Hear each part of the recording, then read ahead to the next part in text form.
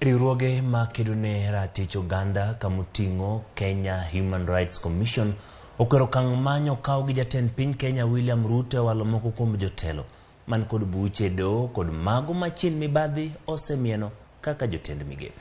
Riwruoge okoro wacho ni ponono ni od bura opuodho jotelo go gen gi luoro ni gibiro mar dhi chiwo thuolo ne jatend piny Kenya matayo piny Kenya ataro mar chike mapacho ka. Lydia Okeyo nigi ler mathoth.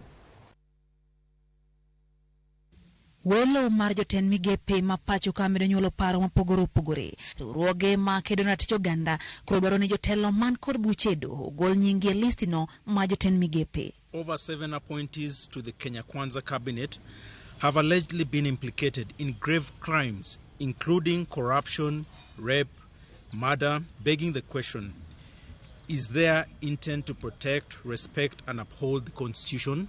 Riwruogno wacho ni rem nywando migao maloch mar kor gwenge kata devolution en ataro mar chik ura ne piny Kenya ni kod counties 47 manyaka ketne gi chenro makare matayogi kendo ni keto migao no e bwo migepe mamoko nyalo thiyo dongruok mar kor gwenge. Worse still, the president has gone ahead to create 3 more unconstitutional portfolios, namely the National Security Advisor and Prime Cabinet Secretary and also advisor on women's rights. Bende gikwero rem nywando dhoudi duto ma pacho ka welo no kagiwacho ni thoth jotelo manowal yamana alwora mar god Kenya kod hoho maroka kaka tamalo 20 kende e mami dhoudi mamoko. Wach magiwacho ni en ataro mar chik. About 50% of the appointees are from the Gema community, the Gikuyu, Embu and Meru communities. About 30% are from the Rift Valley and only 20% has been allocated to a few other communities in Kenya. Jok moyiergi amana kuonde ariyo kata dik manongiso ni thoth jok Kenya man gi geno neno ka koro ngimagi dhi tho nikech ok gine jok ma ginyalo wacho ni mae marwa.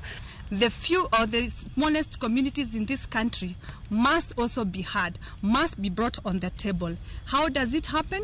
When you're giving these positions, they also need to be part of it. Riwruoge go bendo yaga kwede ma piny owacho manyino nyiso jogo man kod ng'ol kod rawere ma pachoka bangre mnywando gi e welono kata bedo ne riwruoge mag joma ng'ol osebedo ka golo ng'ure ya kwede e welo mag duond buche ma pachoka. The president signed the Charter of Inclusion, which clearly from the cabinet appointees is far-fetched and disrespectful to special interest groups and Kenyans who voted for him.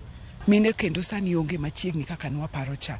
Waonge gi jok man gi ng'ol manitiere kanyo to en mowuone manowacho ni nyako hakikisha ni kose donje telo to kaji nene to jibo neno gimowacho ni face of Kenya. The president had also committed to provide 50% assistance to women, and this to us is telling, because I think our leaders also needs to be committed to the kind of things they make to the public.